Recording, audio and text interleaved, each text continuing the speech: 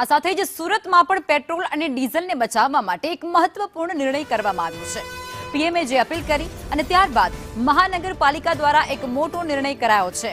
અધિકારી અને કર્મચારીઓને હવે પ્રાઇવેટ કાર નહીં મળે.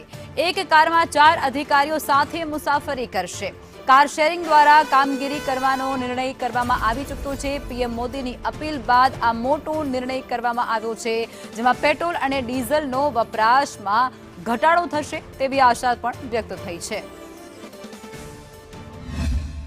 આ જે મોટા શહેર છે એની અંદર જે હજારો કર્મચારીઓ કામ કરે છે, અધિકારીઓ પણ કામ કરે છે, એ લોકો પોતાની રોજિંદા કામગીરીમાં ઘરેથી કચેરી સુધી આવવા માટેનું અને પાછું જવા માટેનું તથા ફિલ્ડ વિઝિટમાં જ્યારે પણ અધિકારીઓની જવાની જરૂર પડે છે તેમાં પણ ગ્રુપિંગ કરીને જે ગાડીઓની શેરિંગ કાર પુલિંગ કરવાની નક્કી કર્યું છે. એ સાથે સાથે ઈ વ્હીકલનો વધુ પ્રમાણમાં ઉપયોગ કરવાનું પણ નક્કી કર્યું છે.